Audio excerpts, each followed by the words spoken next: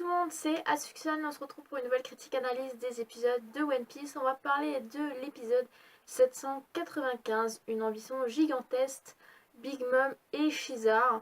Ça a été un épisode très marrant, hein. Franchement je dois l'avouer, il y a eu pas mal d'humour dans cet épisode. Comme d'habitude maintenant dans les critiques analyses, on va un petit peu découper mes critiques analyses en quelques parties. Donc dans cet épisode on avait eu donc Shizar et Big Mom, on avait eu Brook et Pedro, et on avait eu aussi du coup du Luffy. Donc on va découper ça en plusieurs parties. On va peut-être d'abord parler de Big Mom et de Shizar.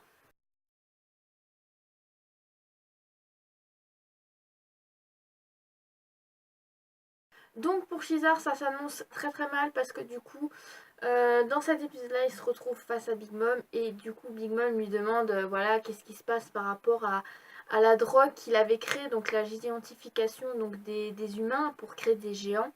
Comme quoi à peu Kazar du coup il y avait Law et Luffy qui avaient tout foutu en l'air.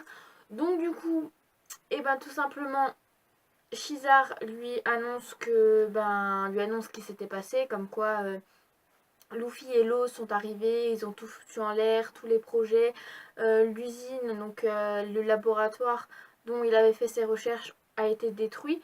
Cependant, du coup, Big Mom lui demande écoute, moi j'ai un de mes fils qui a créé l'usine à l'identique, que ce soit de l'extérieur et de l'intérieur. C'est son fils aîné, donc de la famille Charlotte, c'est du coup Peros Peros, le ministre des bonbons, donc qui a mangé le fruit du Peroperonomie, qui a créé donc l'usine exacte, que ce soit de l'intérieur et de l'extérieur, comme je vous l'ai dit. Et du coup, elle veut que Shizar travaille pour elle, pour que en 2 semaines, il puisse faire donc cette drogue qu'il avait fait avant, donc le pouvoir, enfin, voilà, pour faire grandir les humains anormalement. Cependant, comme quoi il faut beaucoup plus de recherche pour César, ça avait presque marché quasiment. Il a dit qu'il y avait quelques petits problèmes par rapport aux enfants qui avaient pété un câble parce qu'il n'avait pas les bonbons. Et ça justement, c'est un gros problème par rapport à lui. En tout cas, le problème c'est que si il n'arrive pas à faire ça en 2 semaines, et va tout simplement il va être mort. Aussi, il y a Peros Peros du coup qui a lui le cœur de Shizar. Sanji l'avait donné à... Quand Sanji était sur le bateau pour aller chez Big Mom, donc Sanji avait son cœur, et justement Shizar avait demandé à Sanji écoute, rends-moi mon cœur, t'en auras plus besoin. Donc du coup, il le jette et il le donne du coup à Vito. Si je me trompe pas, c'est un des hommes de Capone, BG, si je me trompe pas non plus. Parce que du coup, c'est tellement. Il y a tellement de personnages en fait dans cet arc que du coup, en fait, on mélange tout. Donc, du coup, Peros Peros a son cœur et s'amuse un petit peu à l'écraser, hein, pour lui dire écoute, si en 2 semaines t'as rien fait, bah du coup voilà, on te presse le cœur et en même temps je te transforme en bonbon et je te mange quoi. Ça c'est par contre c'était dégueulasse. En tout cas voilà, Shizar lui est en très mauvaise posture, hein, on peut se rendre compte que là ça va être vraiment dur pour lui. En tout cas quand il était face à Big Mom, il avait quand même eu des petites idées un petit peu bizarres, hein. Ouais, quand j'étais sur Punkazar, hein, j'avais la protection de Joker, donc de Flamingo, et je faisais ce que je voulais, et en fait, il était là dans ses pensées, il faisait des grimaces, et Big Mom lui dit écoute, tu fais un concours de grimaces, enfin, voilà. Et là, il se retrouve vraiment dans une situation un petit peu compliquée, donc du coup, pour ce qui est de Shizar, qu'est-ce qui va se passer après? Personnellement, il va faire ses recherches. Après, peut-être que ça va s'annoncer mal pour lui parce que du coup, vu qu'il a mis pas mal de temps sur Pub Kazar, je pense qu'il va passer aussi beaucoup de temps sur l'Arc Totland. Et je pense que Big Mom va vraiment se fâcher si elle n'obtient pas ce qu'elle veut par rapport à Shizar.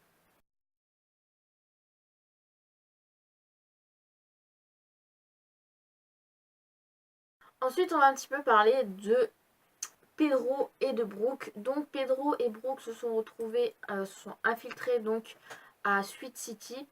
Et justement, se cache derrière une baraque et donc se rend compte que du coup il y a des nouveautés par rapport à l'archipel Totland. Donc du coup il y a le Totoland News, il s'appelle comme ça, donc c'est le journal de Totland.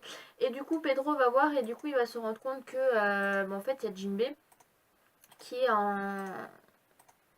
est dans le journal et qui se dit que du coup il a un petit souci. Souvenez-vous donc dans les épisodes d'avant, donc quand Jinbei était face à Big Mom, Jinbei lui avait dit écoute moi je veux quitter ton équipage, je veux aller avec quelqu'un d'autre. Enfin je sais plus non plus s'il avait dit que je veux aller avec les Mugiwara, mais en tout cas il voulait quitter son équipage et du coup Big Mom n'avait pas apprécié. Et lorsque quelqu'un veut quitter l'équipage de Big Mom, du coup ils font tourner la roulette. Donc la roulette, souvenez-vous, il y avait sur la roulette un bras, une jambe, une tête et une tête reine. Donc si on tombe sur le bras, il y a un bras en moins. Si on tombe sur le pied, enfin sur une jambe en moins. Sur la tête, on coupe la tête. Et si justement on tombe sur la reine, en fait, du coup Big Mom prend l'espérance de vie des personnes. Donc du coup, par rapport à Jinbei, c'était s'arrêter là. Et du coup, là, on a les news comme quoi Jinbei, en fait, a accepté l'offre de rester dans l'équipage de Big Mom. De pas faire tourner la roulette et de rester avec Big Mom. Donc du coup, en gros, il s'est pas dégonflé, mais je pense qu'il va en fait... Il veut partir, il va aller avec les Mugiwara, mais je pense qu'il va faire un petit peu autre chose. Il va essayer de détourner ça. Il va rester dans l'équipage de Big Mom. Peut-être qu'il va la trahir. C'est peut-être possible, hein, honnêtement. Il va peut-être la trahir et du coup s'échapper et pouvoir rester avec les Mugiwara. Ou alors justement, voilà, Luffy va buter la gueule de Big Mom. Il va dire écoute Big Mom, voilà, maintenant Jinbei est dans mon équipage. Donc du coup... Jinbei est mon nakama et du coup l'île des hommes poissons est sous ma protection. Tu auras plus de bonbons, tu auras plus rien. Enfin voilà, je dis ça comme ça, mais c'est vrai que c'était des choses qu'on pensait déjà avant dans les... Enfin moi c'est ce que je pensais dans les scans du moins. Après, ouais en tout cas les gens, enfin les personnes de l'archipel Totland, eux ils sont un petit peu déçus en fait de Jinbei parce qu'avant c'était le pote Jinbei, le paladin des mers. Et là en fait ils se rendent compte que en fait Jinbei c'est un lâche, voilà clairement c'est ça. Et du coup Jinbei n'est plus trop ce qu'il était avant, hein, le grand boss Jinbei pour l'archipel Topland. Maintenant c'est le gros lâche de l'archipel Topland. En tout cas, Pedro se rend compte que, mais attends, Jinbei c'était un des anciens Shichibukai. Et là, du coup, voilà, qu'est-ce qui s'est passé avec? Et Brook, en fait, du coup, il lui dit Jinbei, c'est pas son genre. Brook, enfin voilà, Pedro se demande, mais attends, Brook, tu le connais? Oui, voilà, pour nous, c'est quelqu'un à qui on a du respect. Il voulait faire partie de notre équipe, enfin, il veut faire partie de notre équipage et c'est quelqu'un qui compte beaucoup pour nous. Et voilà, il aurait jamais abandonné l'idée du coup de pas nous rejoindre. Donc voilà, Brook annonce que du coup, Jinbei une grande importance pour l'équipage des Mugiwara. En tout cas, Pedro demande à Brook de venir se cacher et vont voir qu'il y a dans un magasin de vêtements, on va voir qu'il y a justement Pudding. Pudding qui est censé aller rendre visite à Luffy, Nami, Chopper et Carrot avec Sanji Lord sur la côte donc de Whole Cake. Et en fait ils sont là en train d'essayer la robe pour le mariage. Ils se demandent mais attends ton futur marié il aime quoi et tout ça. Pudding qui dit écoutez moi j'ai pas que ça à faire, je dois vite partir. Après pour Sanji je l'ai vu qu'une fois. Donc en quelque sorte on se rend compte que Pudding elle est pressée en fait d'aller aider Luffy, mais elle peut pas parce que du coup elle est emprisonnée avec les autres par rapport à son futur mariage. Il y a Tamago qui va arriver, donc vous savez là, le mec en neuf là, qui va arriver et qui va se rendre compte, qui va voir donc les tartes, vous savez donc les douaniers par rapport à... ouais, enfin j'ai dit ça, les douaniers. Et en fait, les douaniers vont se dire, écoutez, voilà, Peck Mom qui est arrivé avec le bateau des Mugiwara est parti, on le trouve plus et on se demande si du coup il n'a pas aidé les Mugiwara à s'infiltrer ici. Donc du coup on voit complètement Pedro et Brooke en mode putain ils étaient déjà au courant, comment ça se fait, ils savent pour Peck Mom. Ensuite, ils les tartent, donc ils viennent et ils disent mais écoutez, du coup, on a déjà réussi à attraper certains Mugiwara, dont Luffy, Chopper, Nami, Carrot et oui, Luffy, Nami, Chopper et Carrot dans la forêt tentatrice. Donc Brûlé s'occupe de son cas. Donc du coup, on voit quand même qu'il y a Brooke et Pedro qui se disent putain, ils se sont fait attraper, comment ça se fait? Et après, il se rend compte que, mais de toute façon, il nous reste deux personnes à trouver donc, qui sont venues ici. Donc, c'est justement Pedro et Brooke. Et on voit les deux, mais complètement abasourdis. Il se dit putain, c'est nous, comment ça se fait qu'ils sont au courant? Mais du coup, on voit déjà Tamago qui dit écoutez, moi je connais la panthère, c'est Pedro, il était déjà venu ici. En tout cas, on se rend compte que quand même ils ont un gros problème. Comment ça se fait qu'ils ont réussi à venir ici? Non, comment ils ont réussi à savoir qu'on était là? Pardon, qu'est-ce que je raconte? Et en fait, moi j'ai peut-être ma petite idée. Souvenez-vous lors des petits passages entre Luffy qui cherche Nami et les autres, on voit du coup qu'il y a les arbres et les fleurs, les gâteaux cailloux là qui bloquent le passage justement des Mugiwara. En fait, moi je me dis que vu qu'ils se parlent, vu qu'ils bougent, je me dis que ce sont des espions justement à Big Mom. Toute l'archipel Totland en fait sont les espions de Big Mom, que ce soit les fleurs, les portes, les maisons. euh, Ils sont tous complices avec Big Mom et du coup à mon avis il tient Big Mom au courant. Donc du coup Big Mom elle agit comme elle veut. Donc du coup elle avait envoyé donc Brûler donc dans la forêt donc tentatrice pour justement attraper Luffy et les autres. Et justement à mon avis c'est pour ça justement que tout le monde est au courant en fait. C'est clairement ça, tout le monde est au courant que du coup les Mugiwara sont présents. En tout cas, Peck Mom, on ne sait pas encore ce qui va se passer pour lui. On le sait dans l'épisode et c'est ce qu'on va parler tout de suite.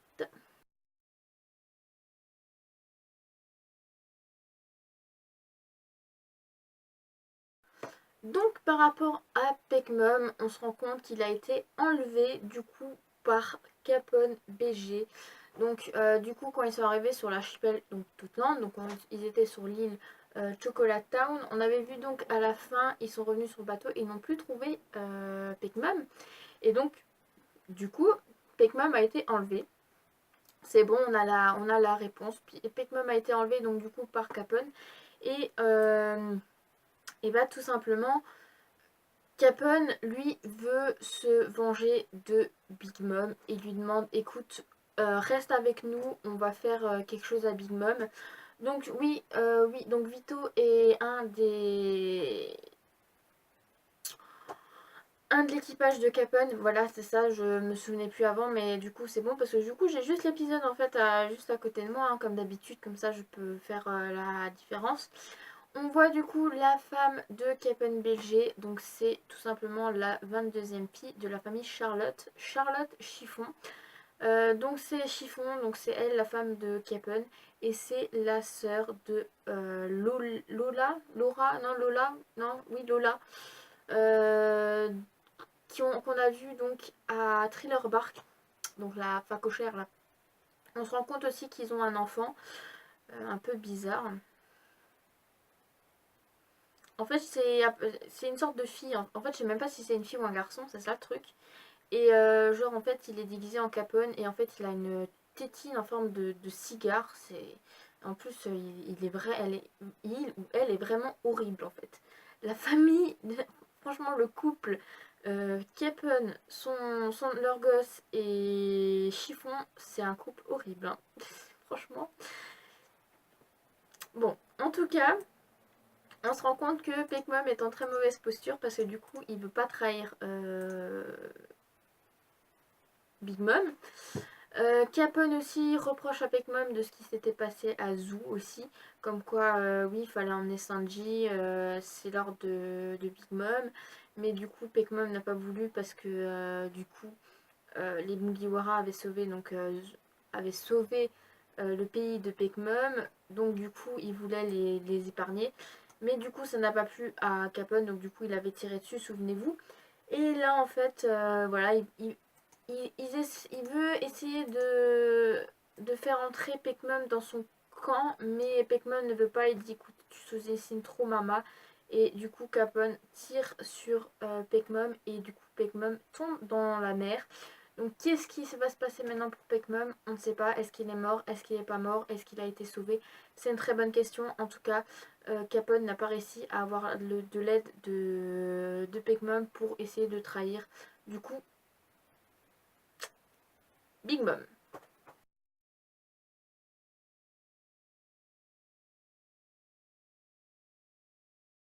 Et pour le dernier point du coup de cet épisode, on va parler donc de Luffy. Luffy est toujours à la poursuite de Sanji, Carrot, Chopper, Nami, Pudding qui se cache donc dans la forêt tentatrice. Donc du coup il poursuit Sanji, il se fait attraper donc par Luffy. Donc du coup on voit en fait on voit après justement Sanji se faire rattraper et en fait on le voit bouger dans tous les sens comme une mode carpe, vous voyez, mode carpe, mode poisson. Et en fait il se demande mais putain qu'est-ce qui cloche chez toi, pourquoi tu fais ça. Et ensuite on va voir un autre Sanji qui va apparaître les doigts dans le nez. Et là pour Luffy c'est le gros bordel, c'est qu'est-ce qui se passe, il y a deux Sanji, c'est quoi ce bordel, qu'est-ce qui se passe. Et à la fin de l'épisode, on voit justement Luffy prendre Pudding et Sanji, les mettre avec d'autres Luffy, non, d'autres Sanji, d'autres Pudding, d'autres Chopper, d'autres Carottes et d'autres Nami. Et là, il se demande mais c'est quoi ce délire? Pourquoi? Comment vous vous êtes multipliés? En plus, on voit la façon dont justement ils bougent, comment ils font des bruits un petit peu chelous et en fait ça fait pas tilter justement Luffy genre Luffy j'ai l'impression qu'il est un petit peu con là franchement il peut s'en rendre compte non que c'est des faux. En tout cas il les pose tous devant le mec et le mec qui est là ah tu reviens qu'est-ce qui se passe enfin franchement Luffy là il se rend pas compte en fait que c'est des faux. Honnêtement il se rend pas compte que c'est des faux et du coup l'épisode s'arrête là. Et la semaine prochaine, on aura l'épisode un petit peu avec vraiment consacré nouveau avec la forêt tentatrice où justement on aura le titre de la semaine prochaine, c'est la Terre des âmes, la terrifiante capacité de Mama. Donc en fait on verra pourquoi il y aura peut-être plusieurs Luffy, plusieurs Sanji, plusieurs Nami, Carrot, Chopper et Pudding. On voit aussi des petites billes, on voit des sortes d'âmes qui prend des petites billes, qui les met dans un panier. Et on voit aussi un mec, donc je pense que ça doit être de l'équipage de Big Mom. Je pense qu'ils vont combattre ensemble, j'en sais rien. En tout cas, l'épisode s'arrête là. Et je pense qu'on aura pas mal de surprises pour la semaine prochaine. En tout cas, le gros mystère de la forêt tentatrice. En tout cas, pour ceux qui n'ont pas lu les chapitres, on va s'arrêter là. J'espère que cette critique analyse vous aura plu. N'hésitez pas à l'aimer, la partager, à vous abonner. Et du coup, on se retrouve la semaine prochaine pour la critique analyse de l'épisode 796 de One Piece. Maintenant, pour ceux qui ont lu les chapitres, donc vous avez vu un petit peu la chose de cet épisode. Vous avez vu un petit peu la fin. On se rend compte que pour l'instant, Luffy ne sait pas du coup que ce sont des faux.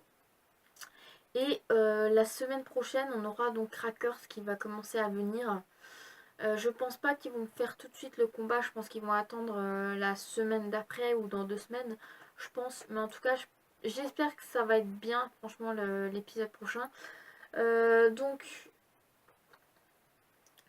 sinon, à part ça, Ben tout simplement, ben Pudding, elle est toujours donc avec les autres pour choisir sa robe de mariée.